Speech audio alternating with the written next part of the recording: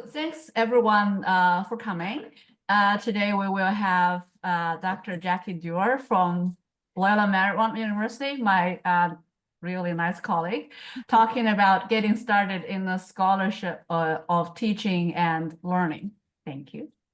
Thank you. And I want to thank the organizers of the expo and my very wonderful LMU colleague, Yang-Ping Ma, who just introduced me, for the invitation to participate. So this workshop is about getting started in the scholarship of teaching and learning. And here's an outline of what we will be doing in the next 20 or so minutes. And that is developing a SoTL, which is short for Scholarship of Teaching and Learning question. And in the process of doing that, we'll be looking at two things. Using the SoTL question taxonomy, and I'll explain what that is very shortly. And then talk about ideas you could use for narrowing the question, because we always start out with questions that are much too broad initially. And then we'll talk about what evidence to collect. And two properties that are important to think about when you do that, they're called triangulation and alignment, which I'll explain. And there are certainly some research design concerns, and we'll discuss those briefly, and also human subjects considerations. So if you have questions, since we have a lot to cover, maybe it's best to put those in the chat or hold them until the end. Now, getting started in Scholarship of Teaching and Learning involves seeing a teaching problem as an invitation to begin a scholarly inquiry. And that's nice to hold that thought in mind. So, and we'll begin with a teaching problem, something very generic that we can all understand. My students don't come to class as well prepared as I would like. So what am I going to do about that? Well, simple intervention, asking them to read the text before class, would that work? And I've already labeled that an intervention. Something like this is often a starting point for a scholarly investigation. So, but before going forward, I need to define what I mean by work. And then I have to decide what's going to count as evidence of having been effective as working to solve my problem. Now, we don't need to do a big scholarly investigation to see whether or not asking students to read the text is going to work. We already know, just a little thought experiment, that that alone won't prepare them for class. So, and these were things that were commonly tried in the past. A further intervention, assigning reading questions, things they have to answer before they show up in class. And that might make me wonder, do reading questions make students more likely to read the textbook? Or do they make them read the textbook more thoroughly? Or perhaps less thoroughly, because they might only read far enough to get the answers to the questions. So layering on that, a further intervention. All right, I'm going to give them the reading assignments, some reading questions to focus their reading, but also a reading quiz on the whole thing. How effective are reading questions followed by an in-class reading quiz for preparing students to preparing students to come to class? And finally, I might start wondering, how do students read the textbook? Now, all of these are questions that could be investigated using the Scholarship of Teaching and Learning. But one of these is not like the others. And do people see one that to them doesn't look like the others? And if so, why? And can you put your answer in the chat? Now, there's no wrong answer here. It's just one answer I'm going to focus on. Anybody? Which of these four questions? That's fine not to be sure. I put a 4 in the chat. Not sure about the rest. Oh, there it is. Yes, question 4. Okay, Yan Ping votes for 4 as being different. And you said not very sure why. Anybody else? Well, 4 is the one I hope that you would focus in on as being somewhat different. And the reason why it's different in one viewpoint is that number 4 is the only one that's about understanding what the students are doing. And it's not at all about trying to fix something. The other 3 are all about, did the intervention I tried work in this way or the other way? So there are 2 types of questions on this page here. The first 3 are one type, and the 4th one fall into a different part of the SoTL taxonomy. And let's take a quick look at that. Here are the 3 question types. I've depicted them as doors, like opening to a garden or a mysterious place. 3 different paths to take to start a scholarship of teaching and learning investigation. What works, what is, and what could be. And let's learn a little bit more about each of these. So the what works question are, does this teaching method or intervention work the way I want it to?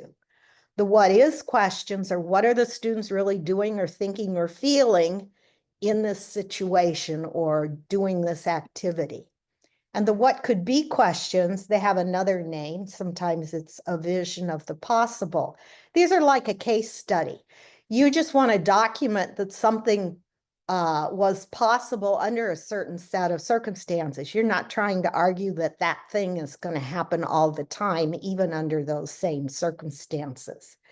Now, the what could be questions are the least common that are explored in scholarship of teaching and learning. And so that's all I'm going to say about those for the moment, actually for today.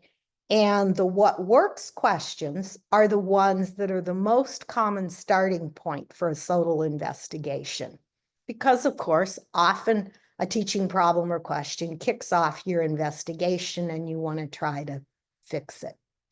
And then the what is questions are sometimes you find out they're a necessary prelude to really getting your what works investigation underway.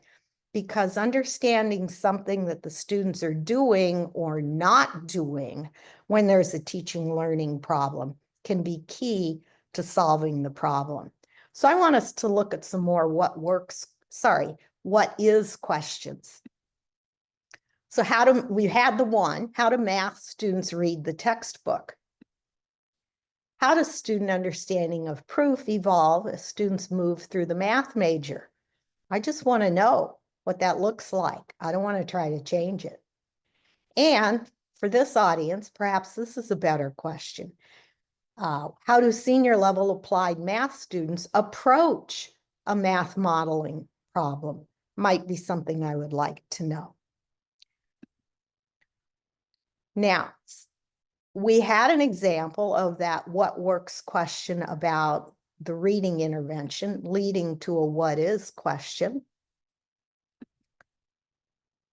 And the idea that what works questions lead to what is questions is something I want to emphasize. So let's look at another example.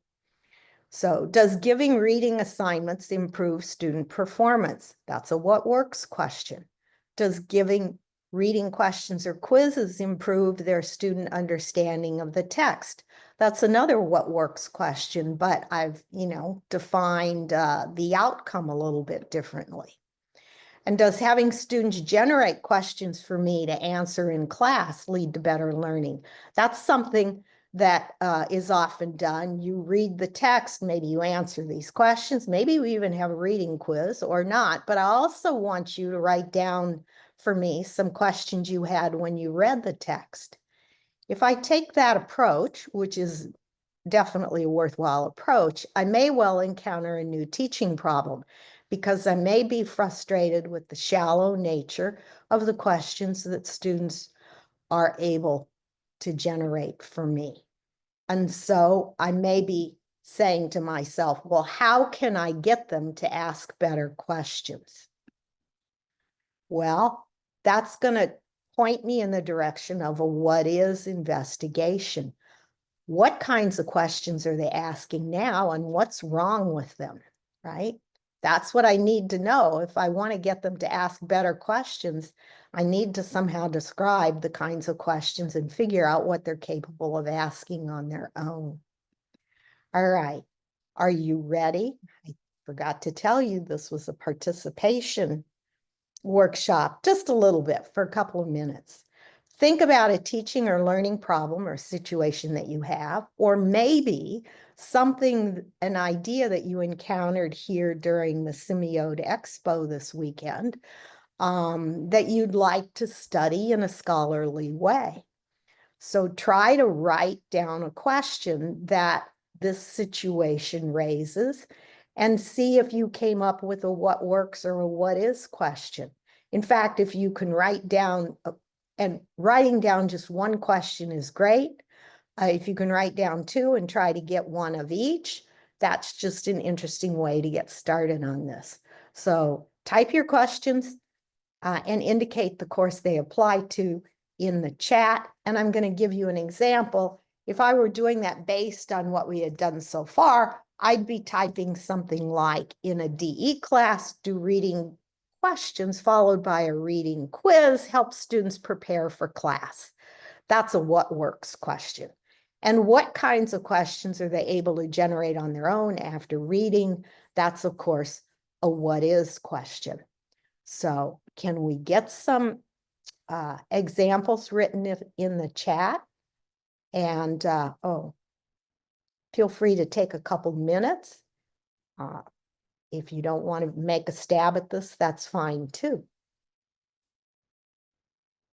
I tried one myself in the chat. Does the modeling first approach improve students' understanding of content or increase students' interest in the subjects? I mean, in this conference, we talk a lot about the modeling first approach when teaching differential equations, namely trying to introduce modeling during the first week or even on the first day of teaching.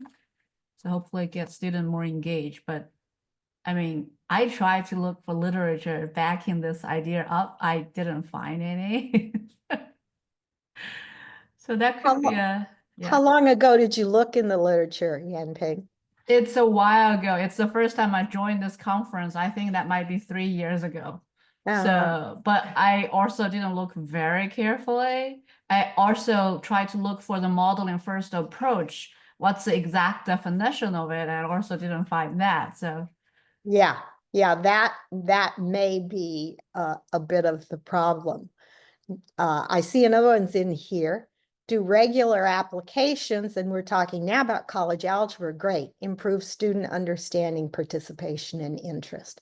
And that is another what works, right? We're trying to find out if this teaching approach has some impact. Okay, can anybody come up with a what is question? Well, I'll show you another one or two here if I remember what's coming next. Okay, let's move on. Oh, I guess I don't have another example right now. So 3 ways to refine. So if we look back at those were pretty broad-based questions. So let's look at some ideas for refining and narrowing the question. The first thing, which Yanping tried for her question before about modeling first, to explore the literature. And here's the standard places to start listed there, although now, in the last 6 months or a year, we certainly have a whole bunch of new AI assistants, such as Research Rabbits and others. And I would encourage you to look into trying some of those. They're very good at helping you find related literature or literature that AI might suggest you look at. Why do you want to start with the literature? Because if we're coming to this work as mathematicians, traditional trajectory doesn't include educational research or being familiar with the educational literature or the search process. So the reason to start with exploring the literature first is that it's essential for publication later on. If you do get some interesting results and you want to share them, you really have to situate them within the existing literature, even if to be able to say, really, nobody's looked at this question before. Also, seeing what others have done before you get started can definitely inform your investigation and change its trajectory. So definitely spend some time looking at this first. And librarians or colleagues in education or psychology might be good assistants. Okay, the second way is to use disciplinary knowledge by asking, what are the underlying disciplinary issues? You folks are the disciplinary experts, at least in that classroom. So you have some disciplinary knowledge. Stop and think about what might underlie the problem that you'd like to fix or investigate. And we've already mentioned how important it's going to be to define what works means and how to measure it. So I'm going to talk about using disciplinary knowledge here. Going back to this question about reading questions. Well, we've been talking about reading questions, and if I used my disciplinary knowledge and looked at the questions that I was using, remember, if I was asking reading questions, I might stop and realize that I had been asking students questions that involved examples or computations or concepts or definitions. And so maybe I should tease out which of these types of reading questions, definitional, computational, and conceptual, are better than others for helping students prepare for class. If you were in a history department doing scholarship of teaching and learning, these would not be the 3 types of reading questions you would be asking. Some of these types might be there, but not likely computational.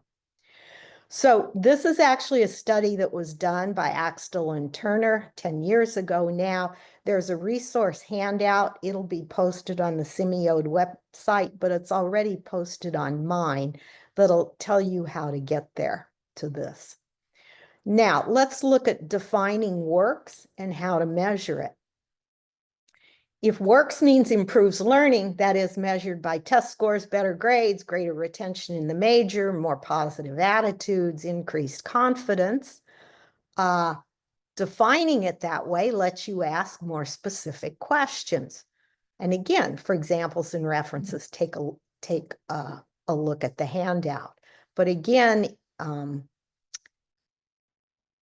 I can go from getting them better prepared for class to some of these other things.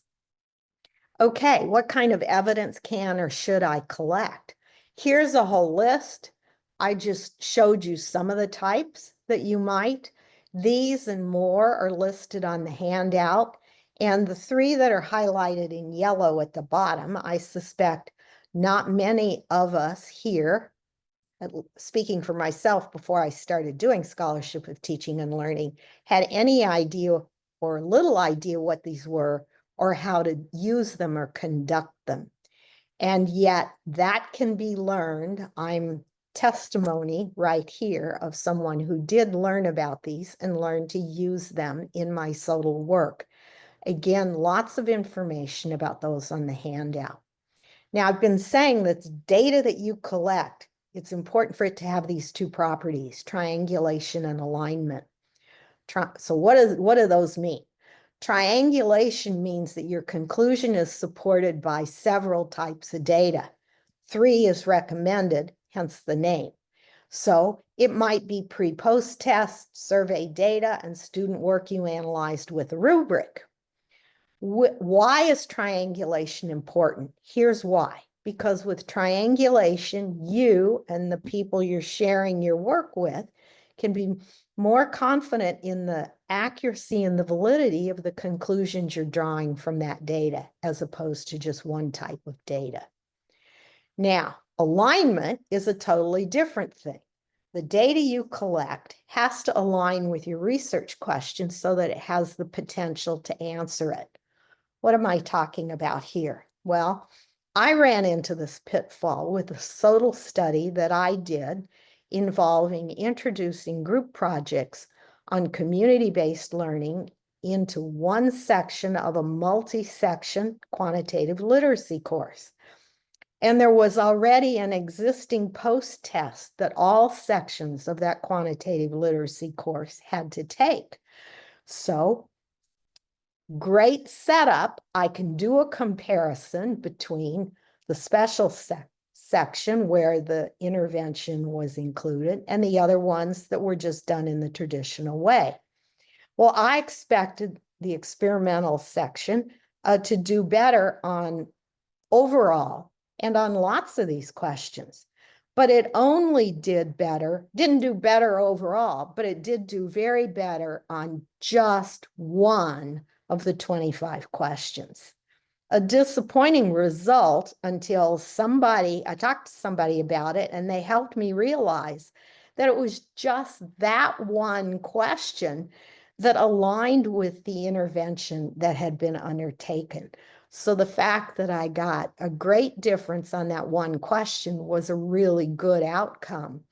But what I was expecting to get was not something that I could expect to get. Okay, let's look at research design issues and the dilemma we may have. The gold standard in educational research is random assignment to experimental and control groups. I think we probably all know that. But there are practical and ethical issues with this gold standard. Practical, just even managing to do some kind of random assignment. But leaving that aside, suppose I can teach an experimental class and a control class. Will my beliefs advantage one group? I mean, after all, I think this intervention I'm doing is worth doing and is going to have a good outcome. Is there a capable or impartial colleague who could teach the experimental group? Oh, well, will differences in teaching style confound the data? Always a problem. And more importantly, is it ethical to ask the control group students to perform tasks they weren't prepared for because they did not experience the intervention? So that's a potential ethical issue. Possible solutions to the dilemma: investigate a different type of questions. What is or what could be that don't involve those types of comparisons between groups. Don't compare, measure achievement. Did they achieve the desired outcomes or goals? Those have to be measurable when you set them up. Or use a prior cohort for comparison. Well, you might need IRB permission to use earlier data. What on earth is she talking about? You may or may not know, but IRB permission involves this issue: human subjects. Because SoTL studies gather data from students, we are working with human subjects. And review boards were established by the U.S. Office for Human Research Protection, USOHRP, I think it's OHRP, in response to the Tuskegee syphilis study that ran from 1932 to 72. And these boards are in virtually every institution of higher education, certainly any that get federal government money. And they monitor biomedical and behavioral, I say that every time wrong, behavioral research involving human subjects. And they're concerned that your study meets the 3 requirements that are set out in the Belmont report for respect for persons, beneficence, and justice. So to go public, you need to clear your study with whatever your campus review board is called. You'll be able to find that by doing a search on your campus's website, or go talk to somebody in education or one of the social sciences or a math ed person if you're lucky enough to have one in your department. Start the clearance process early. Often data gathered without IRB cannot be used or published, which is why sometimes going backwards in time to use previous data can't be done, but sometimes it can. It's going to be up to your review board. Also, you may or may not be aware that using student work in your study may require their written informed consent. Again, you'll find that out when you look at what the situation is with your own campus review board. So what next? If you really want to dig into this some more, there's the resource handout available here. It will be on the SIMIODE website. I suggest you find a collaborator. Always make a timeline with action items and target completion dates when you get underway. And finally, before I take questions, if you want more information about SoTL opportunities in math, send me an email and I'll put you on a little mailing list that I have. You won't hear from me very often.